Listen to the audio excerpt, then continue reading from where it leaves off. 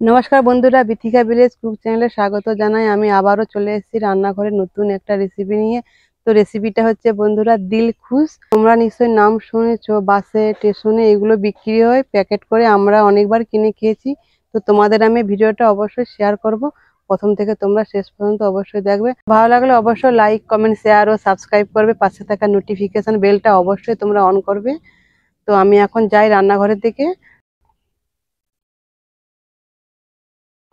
তো বন্ধুরা, আমি রান্নাঘরে চলে এসেছি। রান্নাঘরে এসে আমি উনুন জ্বেলে দিয়েছি, এইদিকে উনুন জ্বলছে আর কড়া বসিয়ে দিয়েছি। আর এই যে ঘি নিয়েছি হাফ বাটি।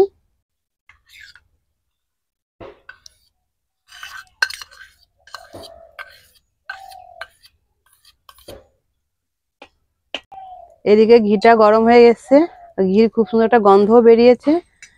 আমি যেই বাটির মাপে আমি ঘিটা দিয়েছিলাম, সেই বাটির 1 বাটি আমি সাদা রেপসি তেল দিয়ে দিচ্ছি।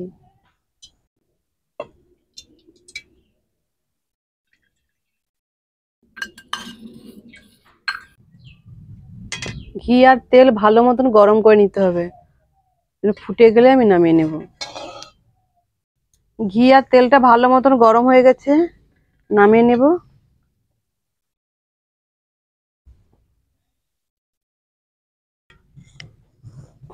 আবার আমি কড়া বসিয়ে দেব, অন্য আর একটা কড়া। এই বাটির মাপে আমি 2.5 বাটি জল দিয়ে দেবো।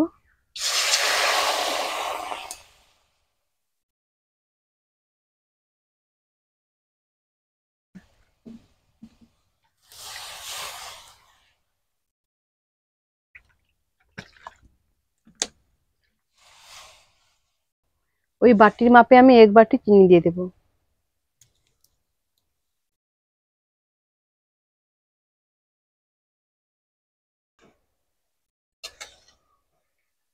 চিনির জলটা আমি 10 মিনিট ধরে ফুটিয়েছি। ফোটানোর পর একটু চিটচিটে ভাব চলে এসছে, তার মানে চিনির জলটা ভালো মতন হয়ে গেছে। আর এর মধ্যে আমি বেসন ঢেলে দেব। এই বাটির মাপে আমি 2 বাটি বেসন দিয়ে দেবো।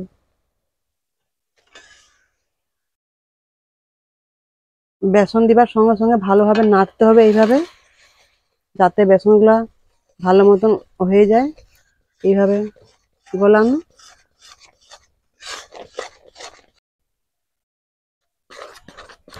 এইভাবে ঘন ঘন নাড়তে হবে।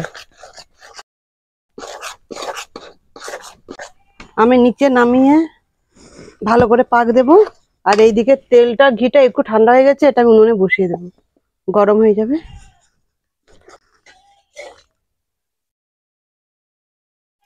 ঘি আর তেল মিশাবো আর এইভাবে নাড়বো।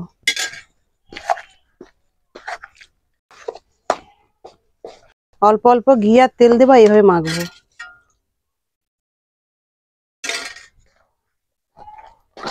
ঘন ঘন করে নাড়তে হবে, নাহলে কিন্তু এর পাকটা হবে না ঠিক মতন। আমি যেভাবে নাড়ছি ওইভাবে তোমরা বাড়িতে বানালে। এইভাবে নাড়ছি আমি আধ ঘন্টা ধরে, হাত পুরোপুরি ব্যথা হয়ে গেছে আমার নাড়তে নাড়তে।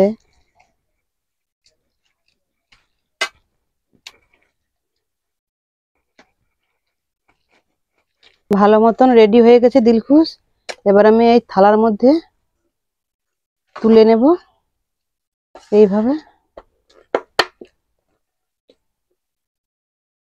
দিলখুশের শেপ দিয়ে দেবো। থালার মধ্যে আমি ঢেলে নিয়েছি দিলখুশের শেপ দেব বলে।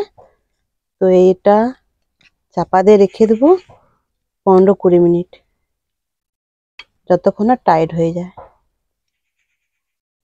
তো তোমাদের সঙ্গে দেখা হচ্ছে 15-20 মিনিটের পর।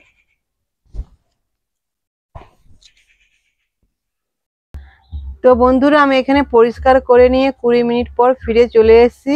অনেকটা টাইট হয়েছে, দেখো। ছুরি নিয়ে নিয়েছি, ছুরির সাহায্যে আমি কেটে নেব পিস পিস করে।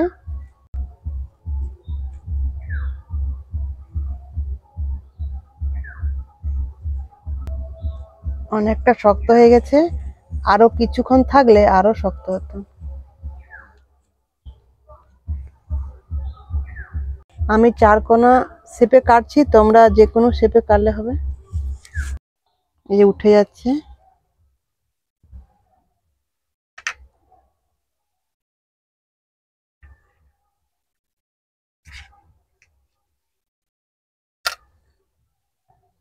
এইভাবে প্রত্যেকগুলো আমি তুলে নেব। এবার দিলখুশ তো দেখেছো আমি কেটে নিয়েছি, এবার আমি একটা প্লেটে আমি সাজিয়ে নেব।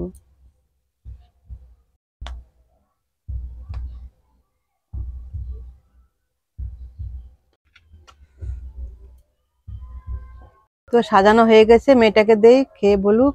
তো বন্ধুরা আমি এটা তাড়াতাড়ি কেটে নিয়েছি 20 মিনিটের পর, তোমরা পারলে 1 ঘন্টা রাখলেও ভালো হবে, আরো ভালো মতন টাইট হবে। আমার দুপুরে রান্নার জন্য আমি তাড়াতাড়ি এটা কেটে নিয়েছি।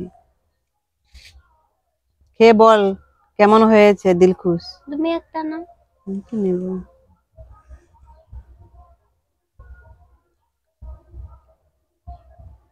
খুবই সুন্দর হয়েছে, একেবারে শক্ত হয়েছে অনেকটা, মুখ খেতেই মুখের সাথে মিলিয়ে যাচ্ছে।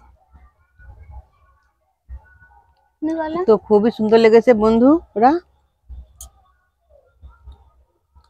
এটা আমি দোকানে কিনে খেয়েছি অনেকবার, কিন্তু এখন আজকের বাড়িতে বানিয়ে খেয়েছি, আরো ভালো লেগেছে। তোমরা প্লিজ এটা একবার বানিয়ে দেখবে বাড়িতে, খুবই সুন্দর লাগবে। তো তোমাদের ভিডিওটা ভালো লাগলে অবশ্যই লাইক করবে। আমি এখানে ভিডিও শেষ করছি। টাটা।